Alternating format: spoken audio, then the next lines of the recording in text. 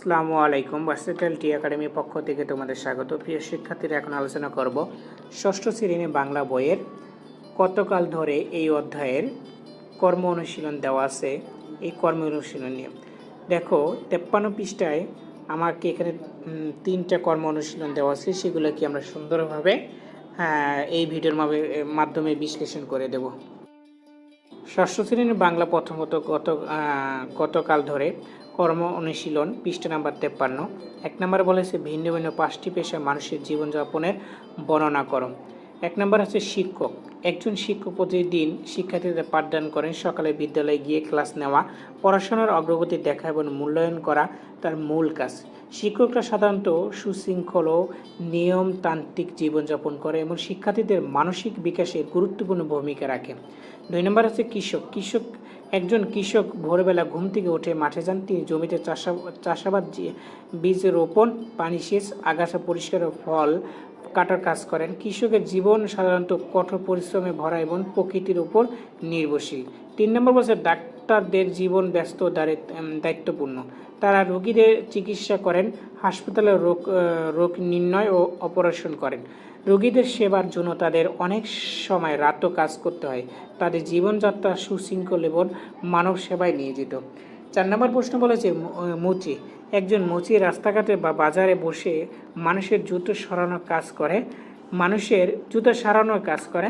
সাধারণত তার জীবন খুব সাদামাটা এবং কঠোর পরিশ্রম করে উপার্জন করতে হয়। তবুও তিনি সততার সঙ্গে নিজের কাজ করে যান। 5 নম্বর হচ্ছে পুলিশ সদস্য আইন শৃঙ্খলা রক্ষা নিয়োজিত থাকেন। তাদের ডিউটি রাত বা দিনে যে কোনো সময় হতে পারে। অপরাধ দমন, ট্রাফিক নিয়ন্ত্রণ, জননিরাপত্তা নিশ্চিত করে তাদের মূল কাজ। পুলিশ সদস্যদের জীবন ঝুঁকিপূর্ণ হলেও গর্বের। এবার 2 নম্বর কর্ম অনুশীলন দেওয়া আছে।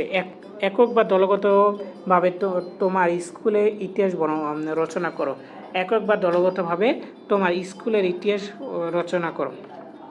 আমাদের বিদ্যালয়টি এলাকার একটি প্রাচীন ও সুপরিচিত শিক্ষা প্রতিষ্ঠান।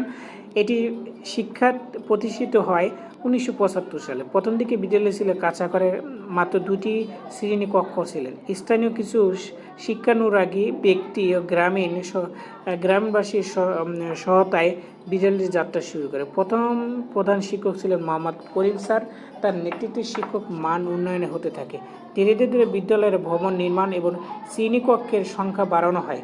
বর্তমানে বিদ্যালয়ের 1ম শ্রেণী থেকে 10ম শ্রেণী পর্যন্ত পাঠদান করা হয় এবং শিক্ষার্থীদের প্রায় 500-র মতো। বিদ্যালয়ে বিজ্ঞান, মানবিক ও ব্যবসায়িক শিক্ষা বিভাগ রয়েছে।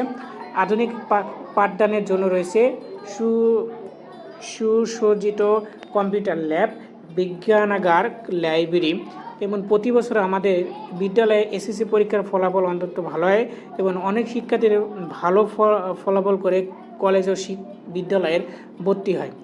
বিদ্যালয়ের শিক্ষার্থীরা লেখাপড়ার পাশাপাশি ক্রীড়া, সাংস্কৃতিক অনুষ্ঠান, বিতর্ক প্রতিযোগিতা ও জাতীয় দিবসগুলোতে সক্রিয়ভাবে অংশগ্রহণ করে। আমাদের বিদ্যালয়ের শিক্ষকগণ খুবই দায়িত্বশীল এবং শিক্ষার্থী বান্ধব। তাদের প্রচেষ্টায় বিদ্যালয়ের সার্বিক উন্নয়ন ঘটেছে, মান উন্নয়ন ঘটেছে। আমরা গর্ব করি আমাদের প্রিয় বিদ্যালয় নিয়ে। এরপরে 3 নম্বর প্রশ্ন বলা হয়েছে দাদা দাদি, পিতামাতা, চাচা, ফুপু ও ভাই বোনের সহায়তায় তোমাদের পরিবারের ইতিহাস রচনা করো। আমার পরিবারের ইতিহাস খুব গৌরবময় এবং স্মৃতিময়। আমাদের পরিবার একটি মধ্যবিত্ত, শিক্ষিত এবং মূল্যবোধে সম্পন্ন পরিবার। আমাদের আদি বাড়ি তোমার গ্রামের নাম, তোমার জেলার নাম দিতে পারো। এরপর বলছে আমার দাদা যান ছিলেন একজন শিক্ষক। তিনি অনেক কষ্ট করে লেখাপড়া করেছেন এবং গ্রামের শিশুদের শিক্ষার আলো দেখিয়েছেন। দাদির সহায়তায় তিনি পরিবার গড়ে তোলেন। তাদের 4 ছেলে 2 মেয়ে। তাদের পিতা যান তাদের বড় ছেলে। আমার পিতা যান, আমার বাবা একজন সরকারি চাকরিজীবী। তিনি অনেক পরিশ্রম করে আমাদের বড় করেছেন। মা একজন গৃহিণী, কিন্তু তিনি আমাদের শিক্ষা জীবনে গুরুত্বপূর্ণ ভূমিকা পালন করেন। আমার চাচারা দুজনে বিভিন্ন পেশায় নিয়োজিত, একজন ডাক্তার, অন্যজন ব্যবসায়ী। ফুপুরা বিবাহিত এবং তাদের পরিবারও ভালোভাবে গড়ে উঠেছে। আমরা ভাই বোনেরা মিলে সংসারে একে অপরের সাহায্য করি। পরিবারের সবাই মিলেমিশে থাকি, উৎসব অনুষ্ঠানে একত্রিত হই এবং পরস্পরের সুখ দুঃখের পাশে থাকি। আমাদের পরিবারের মূল ভিত্তি হলো পারস্পরিক ভালোবাসা, সম্মান ও সহযোগিতা। আমি আমার পরিবারকে খুব ভালোবাসি এবং গর্ব অনুভব করি তাদের সদস্য হতে পেরে। প্রিয় শিক্ষার্থীরা, এই ছিল কর্ম অনুশীলনের অ্যান্সার, অর্থাৎ গতকাল ধরে এই অধ্যায়ের কর্ম অনুশীলনের 3টা সমাধান। ভিডিওটি কেমন লেগেছে অবশ্যই কমেন্টের মাধ্যমে মতামত জানিয়ে দাও। পরবর্তী ভিডিও পেতে আমাদের চ্যানেলটিকে সাবস্ক্রাইব করো এবং পেজকে ফলো দিয়ে রাখো। আল্লাহ হাফিজ, আসসালামু আলাইকুম।